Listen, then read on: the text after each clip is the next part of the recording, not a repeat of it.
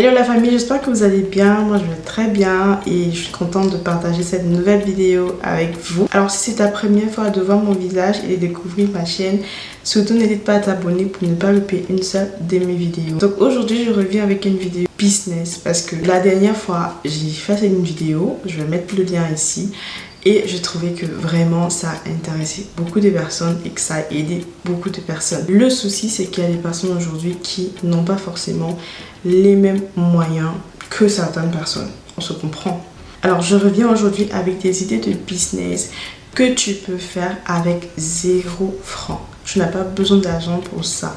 Tu n'as pas besoin d'avoir un capital pour ça. Il faut savoir que si tu n'as pas d'argent, il faudrait au moins que tu aies du temps, des talents, des compétences, du savoir. Donc si tu manques d'argent, tu vas chercher des business où tu vas utiliser ton temps libre et où tu vas utiliser tes compétences, tes talents et ton savoir. Donc on va commencer par le premier business que tu peux faire avec 0 francs. Si tu as du temps libre, être un intermédiaire en immobilier, ça veut dire que tu peux faire ce qu'on appelle souvent ici là, les agents immobiliers.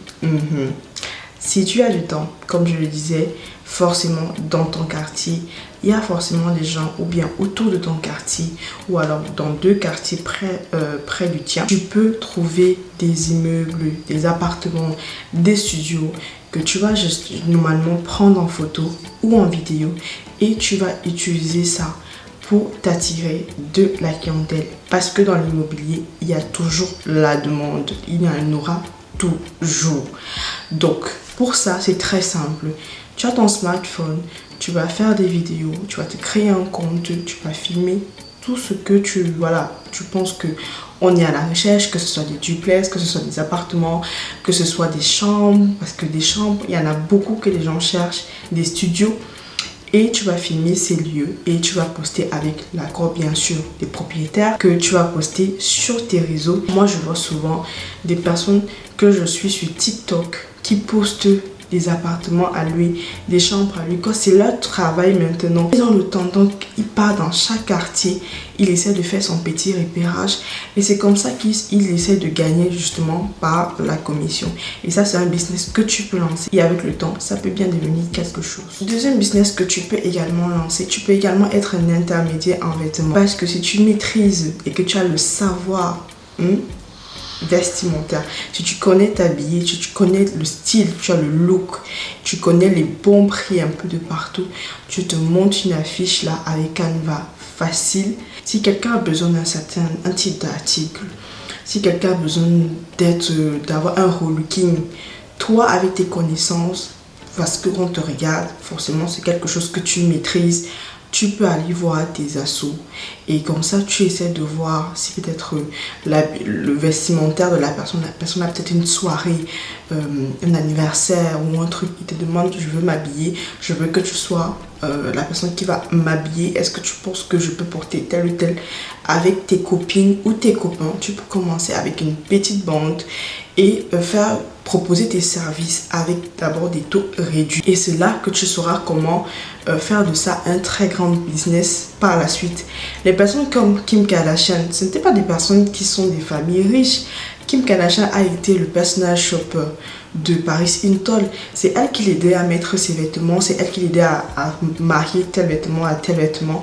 Donc en fait c'est un peu ce style que tu essaies de reproduire, mais tu commences déjà avec ton entourage et avec le temps tu essaies de te créer une page où tu pourras justement proposer ces services. Ça c'est si tu maîtrises le domaine. Il ne faut pas être comme nous là, nous on ne connaît pas les habits ou Le troisième business que tu peux faire avec 0 francs, être community manager. Quelque chose que tu n'as pas besoin d'aller forcément apprendre à l'école.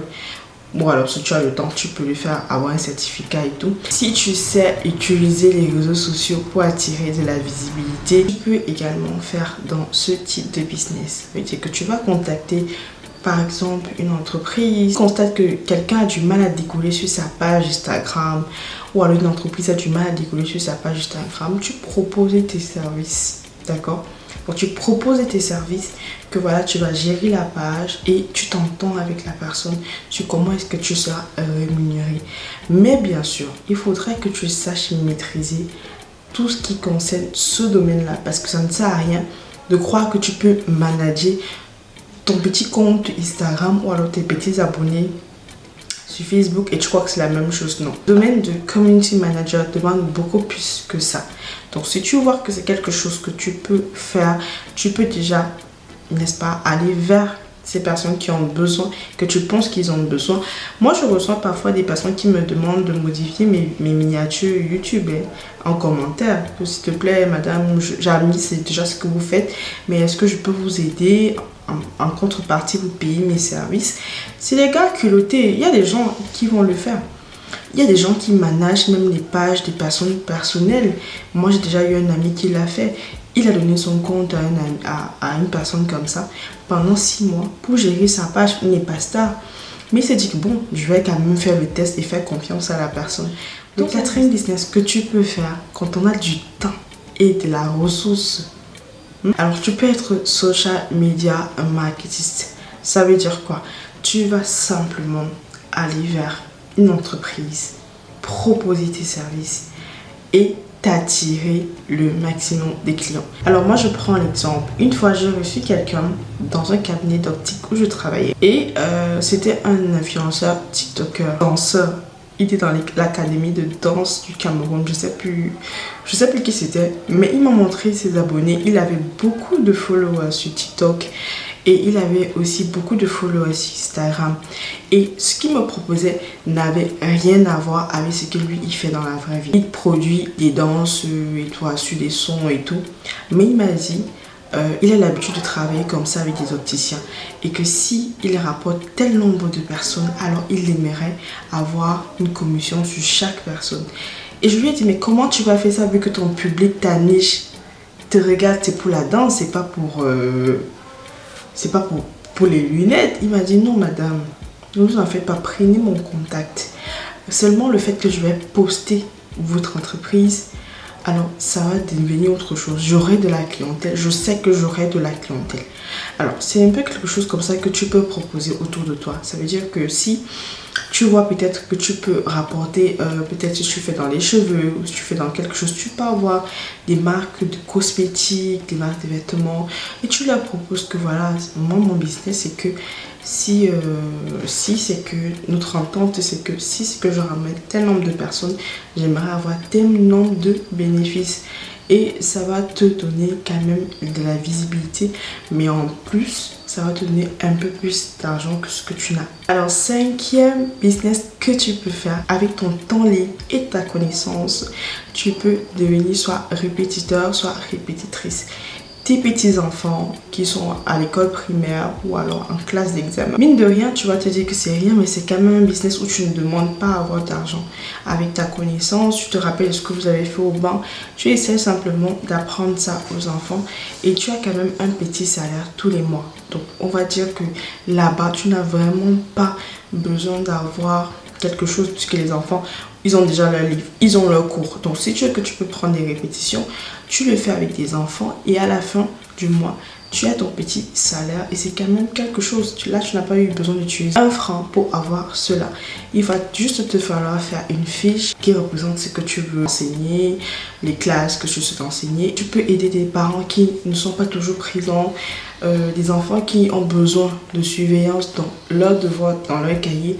Et ça te permettra d'avoir des petits ristournes. Autre business que tu peux faire, c'est créer des CV et créer des affiches publicitaires. Oui, parce que là actuellement par exemple, moi je peux me mettre sur Canva et je crée une affiche publicitaire. Voilà, je crée des invitations de mariage, des invitations d'anniversaire. J'ai déjà eu à le faire. Donc si tu as de la connaissance, si pour toi c'est quelque chose que tu aimes utiliser, tu as la créativité, tu peux lancer ça comme un business. Si un membre de ta famille ou tes amis viennent te demander s'il te plaît est-ce que tu peux, tu dis non, c'est payant parce que si vous partez voir un infographe, forcément ça sera payant. Donc tu établis les prix selon voilà, tes services. Et c'est pareil, si tu veux également avoir un peu d'argent à ne rien dépensant, tu peux également proposer tes services en tant que créateur de CV. Par exemple, tu peux créer les CV des gens, tu peux faire plusieurs choses. Voilà, s'ils ont besoin des CV, s'ils ont besoin d'apprendre Excel, s'ils ont besoin... Donc, tu vois, c'est toujours dans en fait un type de contexte où tu es en fait une personne qui donne des services. Tu es un intermédiaire. Et ça, c'est parce que tu as du temps. Parce que comme je t'ai dit, si tu as du temps et que tu as des connaissances et que tu n'as pas d'argent, tu dois savoir utiliser ça à bon escient. Parce que c'est ça qui va te permettre de décanter ta situation actuelle. Alors, le dernier business que tu peux faire, c'est de te lancer sur YouTube. YouTube aujourd'hui est ma deuxième source de revenus. Et c'est une source de revenus sûre parce que je sais que par mois, je sais ce que je gagne, je sais ce que je fais. Et ça te permettra avec le temps de pouvoir estomper certains besoins que tu as. Bien sûr, tout le monde n'est pas amené à faire YouTube. L'équivalent, c'est que tu peux peut-être apprendre à des personnes à se maquiller. Tu peux faire des masterclass si tu es maquilleuse. Tu peux faire des cours de basket si tu sais faire du sport.